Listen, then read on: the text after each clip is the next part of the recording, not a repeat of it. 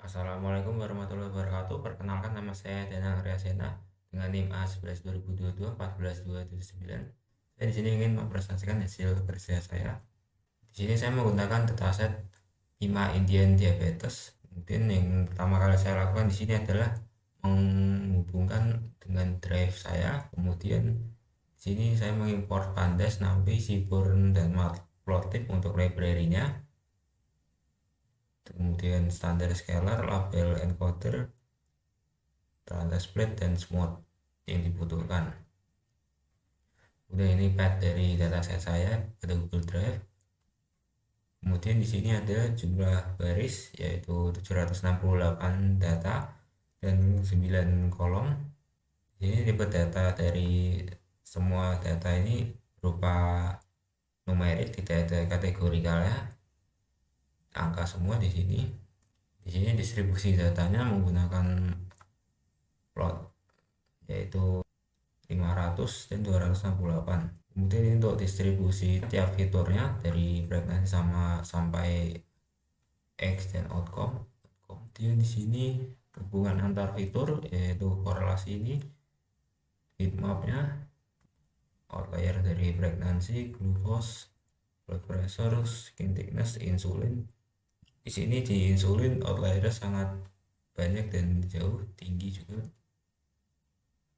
Kemudian BMI, diabetes pedigree, dan AIDS.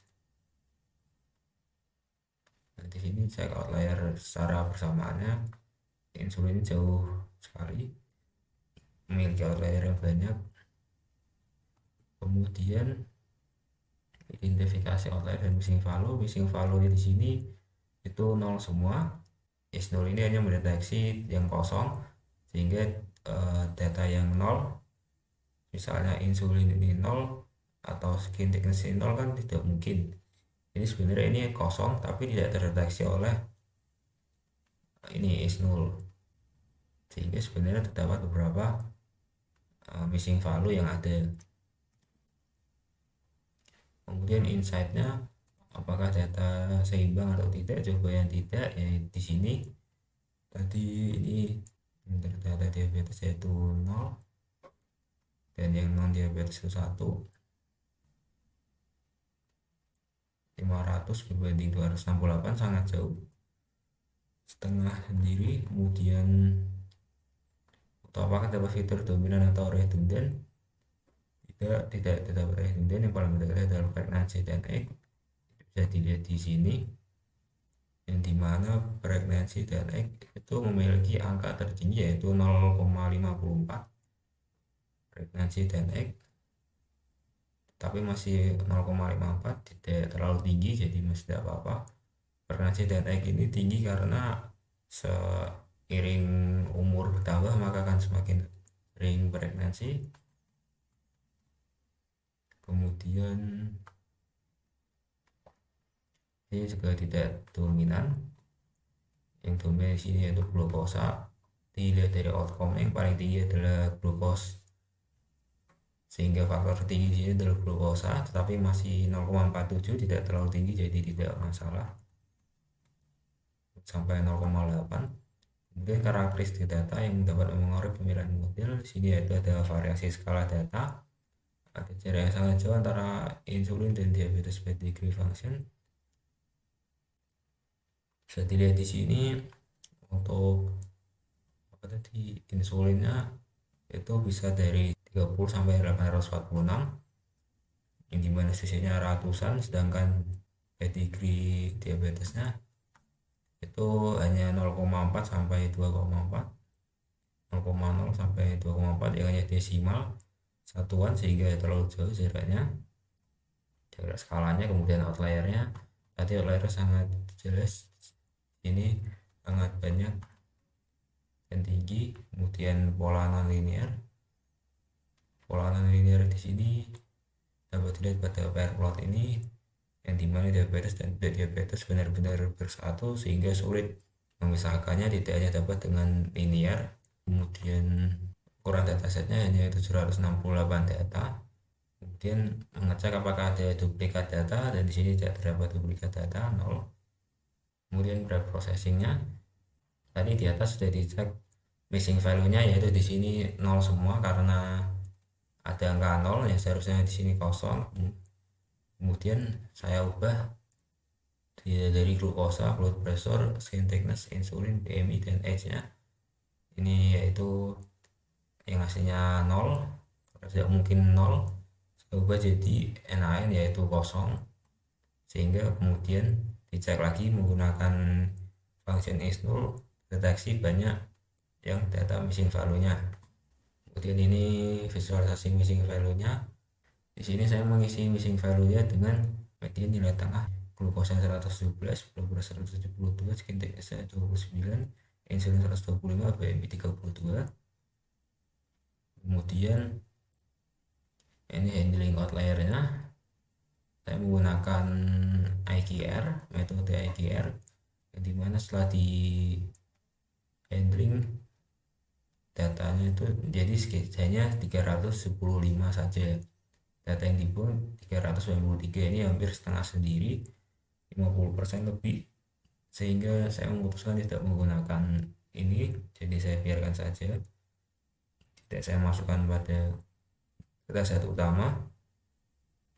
Kemudian sini membagi fitur dan targetnya, fitur X, targetnya Y. Kemudian di sini saya menggunakan smooth sebagai resamplingnya karena tadi distribusi datanya itu 500 banding 268, yang dimana itu sangat jauh.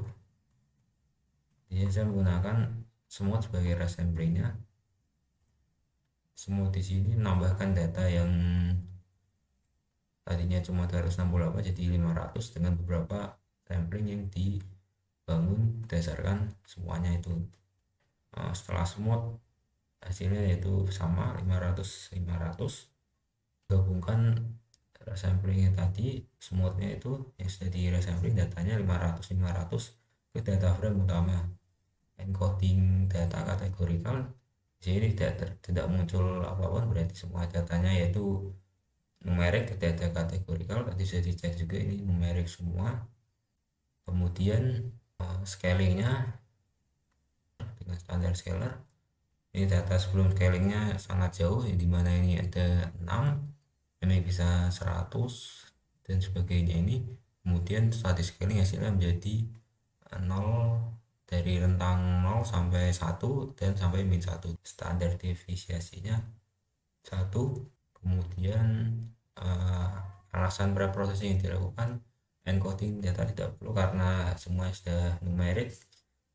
Kemudian scalingnya ini diperlukan karena angka yang sangat besar. Kemudian fitur seleksinya tidak relevan karena fiturnya hanya 8 dan itu sangat penting semua. Dari brightness sampai edge ini semua digunakan.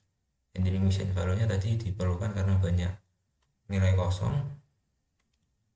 Kemudian alasan pemilihan modelnya yaitu saya di sini memilih karena Random Forest itu robust terhadap outlier tinggi, robust dan memiliki ketahanan yang tinggi terhadap outliernya. Outliernya kan sangat banyak, jadi cocok menggunakan Random Forest. Kemudian menggunakan SVM karena non linear, ini mana di sini tadi ini datanya sangat bertumpuk, ini tidak bisa menggunakan linear, menggunakan logistic regression karena datasetnya hanya 768 tadi.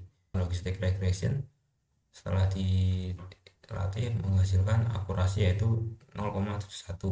Kemudian untuk random forestnya di sini mendapatkan akurasi 0,82. Kemudian untuk SVM nya di sini 0,8. Nah, dari semua ini yang tertinggi di sini yaitu random forest yang diikuti SVM, kemudian logistic regression. Random forestnya tinggi karena saya tidak melakukan outlier, berarti outliernya sangat tinggi, jadi memang harus random forest yang mungkin paling tinggi dibanding yang lain.